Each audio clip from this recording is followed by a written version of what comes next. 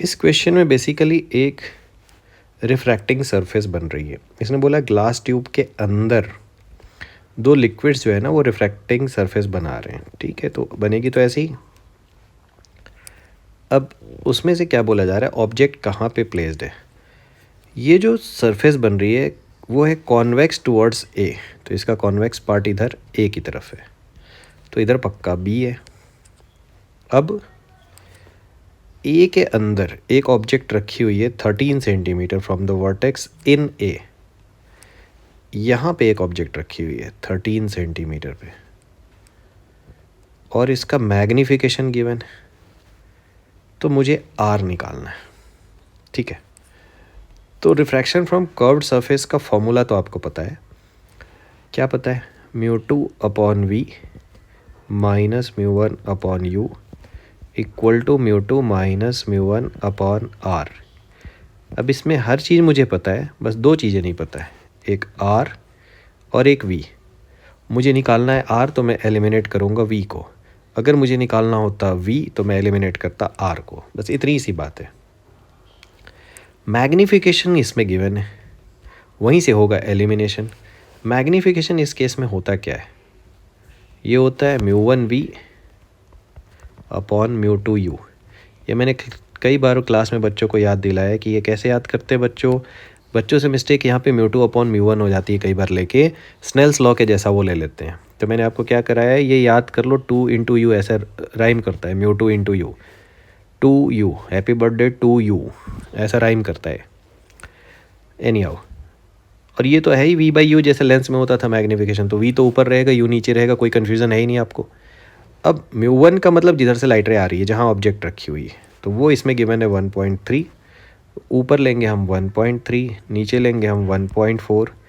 v मुझे निकालना है, ठीक है, और u की वैल्यू गिवन है, तो इसको मैं फ़िलहाल u रखता हूँ। और ये मैग्नीफिकेशन गिवन है -2 के इक्वल। तो ये मुझे क्या बताता है कि v जो है, इसको ऐसा अगर आप क्रॉस मल्टीप्लाई करोगे तो ये आ जाएगा -28u/13। ठीक है, यहाँ से क्रॉस मल्टीप्लाई करके v की वैल्यू आ गई -28u/13। अब यहाँ से बस v की वैल्यू यहाँ उठा के पुट कर दो, you'll get your answer.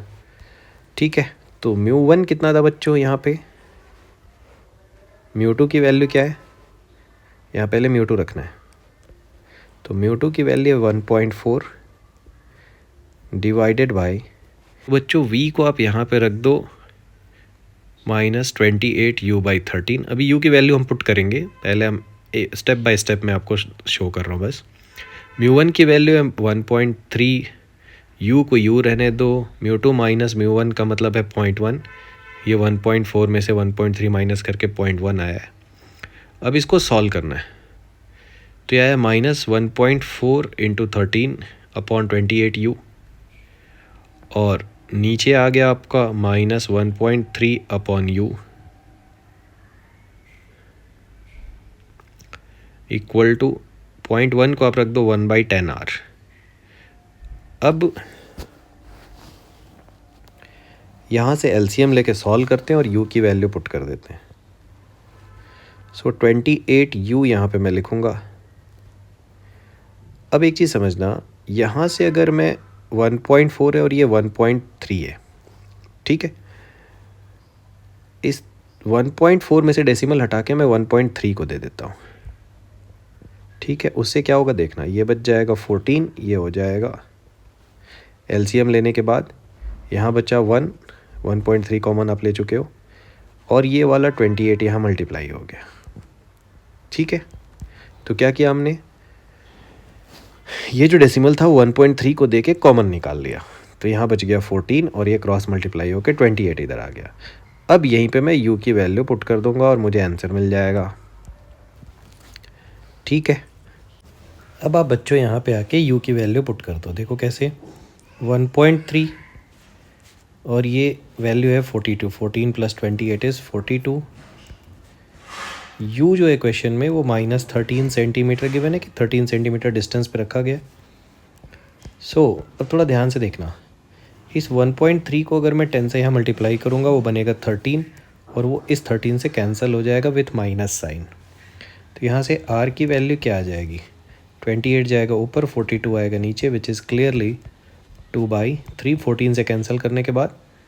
So radius की वैल्यू आ जाएगी 2/3 सेंटीमीटर। सो ये कौन सा ऑप्शन है हमारा, थर्ड ऑप्शन, 2/3 सेंटीमीटर।